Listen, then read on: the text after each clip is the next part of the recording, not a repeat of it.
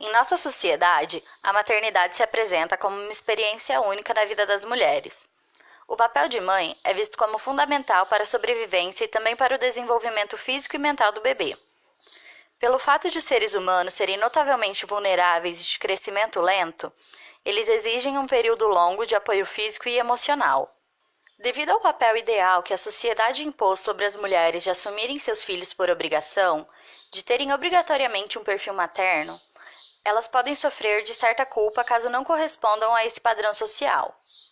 Quando a mulher torna-se mãe, todos os relacionamentos com as pessoas ao seu redor acabam mudando.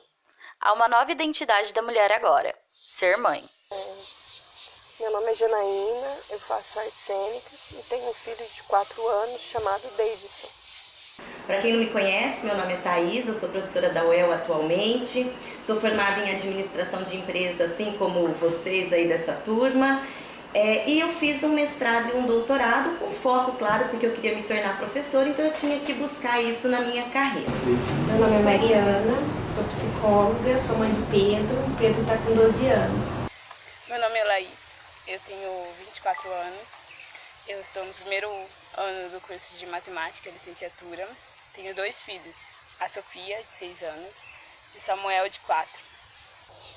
Meu nome é Daniela, eu faço administração e tenho uma filha de 3 anos, a Cecília. As mães universitárias sofrem por sua maternidade durante a graduação e muitas vezes acabam atrasando ou até mesmo paralisando o curso para poderem cuidar de seus filhos. E aquelas que decidem conciliar as duas atividades passam por diversos desafios. Eu tive uma endometriose, que é um problema lá no útero, eu achava que eu não podia ter filho. Com aquela coisa que eu achava que eu não podia ter filho, falei, vamos liberar esse negócio para ver se engravida. E eis que, de primeira, a Thaís engravidou. Ou seja, eu engravidava. Eu fiquei tão feliz, contei para todo mundo, porque parecia que eu estava passando por vencendo um obstáculo. Gente, não deu 2 semanas, eu comecei com cólica, e descobri que eu tive uma gestação na trompa, uma gestação tubária, eu não sabia nem o que era isso na época. Daí perdi o nenê, foi minha primeira gravidez, perdi o nenê, tentei fazer o doutorado na USP e não passei na prova. Você imagina, perdi o nenê, não passei no primeiro processo seletivo, foi muito difícil. Daí como eu vi que eu engravidava e eu também queria fazer o doutorado, eu falei, agora eu vou me focar em estudar. Estudei pra caramba, fiquei 6 meses me preparando para a próxima prova do doutorado que ia ter e fiz todo o processo seletivo. No dia que saiu o resultado do processo seletivo, que eu tinha sido aprovada no doutorado em Ribeirão Preto, que isso ia me exigir viagens, eu descobri que estava grávida. Então eu descobri que eu estava grávida no último ano da faculdade. E aí foi aquele baque, né? Porque eu lembro que na época eu falei, como que uma universitária super esclarecida engravida? E aí eu me recordo que foi aquela mistura de emoção. E a pessoa mais difícil para contar a notícia ia ser minha mãe, porque minha mãe achava que eu era a pessoa mais descolada, que imagina que eu ia pensar em ter filho cedo, que eu ia pensar em casar cedo. E aí eu me recordo que a minha maior dificuldade ia ser contar para minha mãe a notícia, não ia ser encarar outras pessoas. E eu e minha mãe tinha uma relação muito boa de amiga e filha. Eu falei, meu Deus, né, como é que eu vou dar essa notícia para ela? Enfim, aí eu me recordo que quando eu fui dar a notícia para minha mãe, ela fez, né, como você? Porque ela tinha uma expectativa muito alta em relação a eu profissionalmente e tudo.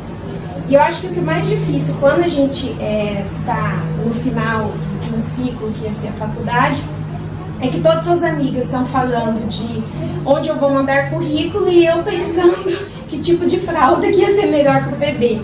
Enfim, então foi um período bastante difícil, que eu estava dividida emocionalmente, porque eu ia ter que deixar o projeto da faculdade por um tempo, né? Eu continuei meus estudos, mas assim, eu não conseguia fazer um planejamento. Onde que eu vou trabalhar, como que vai ser? O único planejamento que eu tinha é que eu ia ter um bebê, né? Mas enfim, eu me recordo que a minha maior dificuldade foi essa. Né, eu me senti culpada por ser uma estudante universitária, porque as pessoas falam assim, como engravida quem quer, né? E eu falava, mas que vacilo foi esse? Então eu me sentia culpada, né, em relação a tudo isso, mas ao mesmo tempo é uma descoberta, porque a gente também fica feliz. eu passei no doutorado no mesmo programa onde eu tinha feito o mestrado, que foi na USP de Ribeirão Preto. Então eu já sabia quem seria meu orientador, liguei para ele, o professor Gilbertinho Chique, que é um psicólogo, que eu falo que foi uma pessoa assim muito boa na minha vida, e falei: olha, Gilberto, eu passei no doutorado, só que eu tô grávida, o que eu faço? Será que eu dou conta? E ele, que foi um pai nesse momento, falou: olha, você tem direito à licença de 6 meses, manda ver se dá conta. Acho que se não fosse essa ajuda dele, esse acolhimento dele, eu não teria peitado as duas coisas ao mesmo tempo. Eu tinha acabado de se formar, não podia escolher trabalho, né, gente? Então, arrumou um trabalho em Santos. Aí, quando o Pedro tomou todas as vacinas, o que eu fiz? Fui para Santos, né? E eu não tinha muita noção de que era ser mãe de um bebezinho numa cidade sozinha. Então, na época, quando ele nasceu, minha mãe me ajudou. Chegou, eu estava lá sozinha em Santos. Então foi uma época bastante intensa, que ficou eu, o bebê e o pai do Pedro trabalhando, né? Enfim, então, se eu for contar a história, tem muitas coisas relacionadas à questão da maternidade. Eu não sinto dificuldade muita dificuldade em relação de ter filhos e vir aqui. Mas, às vezes, na parte do estudo, por exemplo, depois da aula, como na matemática, tem muita lista de exercícios, então eles acabam pedindo para mim deitar com eles, eu acabo dormindo junto, sabe? Então, na parte dos estudos, eu só consigo estudar, tipo, fora da faculdade quando eles não estão. Por exemplo, quando eles estão na casa do vô, às vezes até do pai. Tipo, tem uma dificuldade acerca disso. Na parte quando eu fiz pedagogia, como o Samuel nasceu e estava no primeiro ano, na parte de amamentar, né, a carteira não tinha como, eu tinha que ir para o corredor, por exemplo, para conseguir amamentar, no caso dele. Ou, por exemplo, quando ele precisava trocar fraldas, eu tinha que dar um improviso. Às vezes eu trocava até dentro do carro mesmo, sabe, no banco de trás. Eu, tipo, tem algumas coisas, quando é bebê, porque como era recém-nascido, não tinha como eu deixar com alguém, entendeu, tipo, amamentação e tal. Depois que a Cecília nasceu, eu tive depressão pós-parto e eu comecei a fazer terapia. Agora faz 3 anos que eu faço. Tomo antidepressivo, tomo remédio para dormir. E no segundo ano da faculdade eu me separei também. Mas foi um período de muita mudança. Porque eu morava com os meus pais, estudava, aí depois eu engravidei, aí fui morar, ter uma vida de dona de casa, de esposa, de mãe, e voltei a estudar e tive que me adaptar a tudo isso de uma vez só. Aí, com o tempo, as coisas foram se ajeitando e eu consegui lidar melhor com tudo isso. A questão da depressão pós-parto. Existe o sentimento, sim, de tristeza. Ninguém está imune a sentir tristeza, né? Então não é porque eu tive um bebê, meu bebê é saudável, que eu não vou me sentir triste em alguns momentos. Existe, sim. Só que eu acho importante saber distinguir o que é uma tristeza e o que é uma depressão pós-parto. Né? Então eu posso ter dúvida, eu posso ter um momento de insegurança, me ver triste, né? Mas eu também consigo curtir aquele momento, eu também consigo ter alguns momentos, né, que a gente tem aquele alívio. Agora, uma depressão é quando eu não consigo, né? Então, assim, a depressão, a mulher, ela se sente culpada, ela fala: poxa, eu tô aqui com meu bebê, tá tudo bem, e eu não consigo me ver feliz em nenhum momento, né? E aí que vem a ajuda, que dificilmente você consegue sair de um quadro depressivo sozinho, né? Então você precisa da ajuda de um profissional, você precisa, né, de uma rede de apoio. Igual eu falei, a gente tem que sempre ter uma rede de apoio. O que é uma rede de apoio? Mas minha mãe não pode me ajudar, não sei quem não pode me ajudar. Poxa, mas eu tenho uma amiga legal que a gente pode conversar, que ela pode vir aqui, que eu posso me desabafar. Então, assim, a mulher, ela não tem que guardar tudo sozinha. Às vezes só o fato de você ter com quem dividir, né, uma angústia, já deixa a gente aliviada. Então é muito importante saber distinguir o que é uma tristeza pós-parto, que é muito comum, e o que é uma depressão pós-parto. E só de lembrar do meu filho, eu já me emociono porque eu não estou com meu filho agora.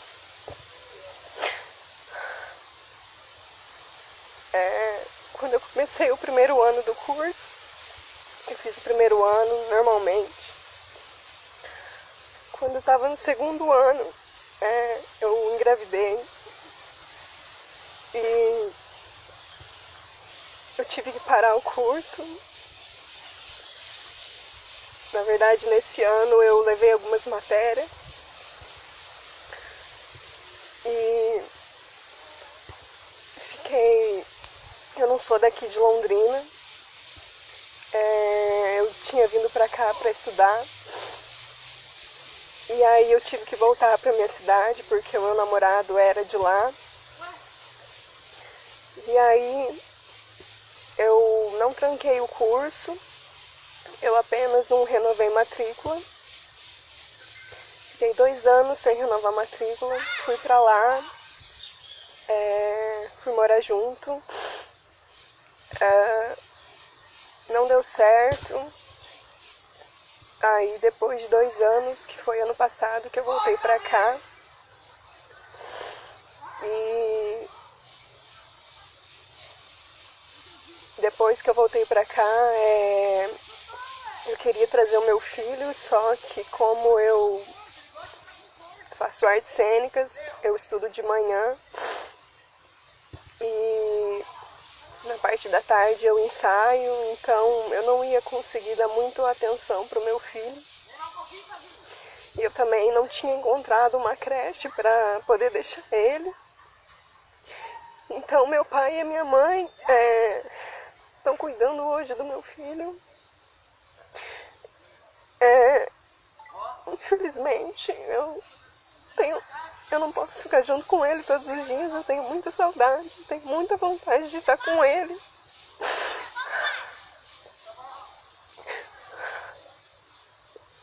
Mas é um curso que eu quero fazer, que eu quero continuar fazendo. Então por isso que eu tô abrindo mão. Digamos que tô perdendo um pouco da infância do meu filho para continuar fazendo o curso. Então, assim, aí como foi o último ano, eu continuei com os meus estágios, só que tinham estágios que eram, enfim, que a gente tinha que se dedicar mais, foi a parte que eu fui pra clínica, enfim. Mas eu tava grávida, então eu só ia ter o nenê depois da formatura. E aí eu me recordo que eu tinha planejado que eu só ia pagar minha formatura no último ano, né? Então eu não fui pagando por mês. Aí quando chegou no último ano, eis a pergunta, formatura ou berço? Né? Então eu me senti culpada de falar assim, mãe, eu quero ir para minha festa de formatura, mas eu também, a gente precisava de dinheiro, porque as prioridades de repente mudaram e eram outras, né? E aí eu não tive a minha festa de formatura, e minhas amigas ficavam, não, vai como convidada.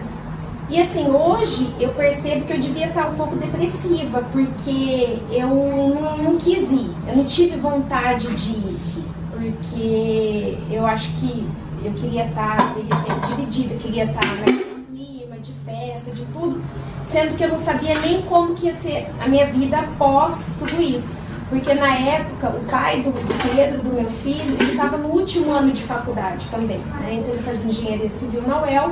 E aí, o que ia acontecer? Ele também estava com o futuro incerto, né? Então eu me recordo que foi uma época que a gente tinha bastante dúvida de como que ia ser, né? Então eu sabia que eu ia ter meu diploma, mas eu não sabia quando que eu ia entrar no mercado de trabalho, como que ia ser, e a mesma coisa aconteceu com o pai do Pedro, né? Então, às vezes a gente fala muito do universo feminino, mas existe também as angústias do homem, né? Então, ele também foi cobrado, ele também estava no último ano de faculdade dele, ele também tinha que tomar algumas decisões. Então, assim, eu me recordo que foi muito tenso por conta disso.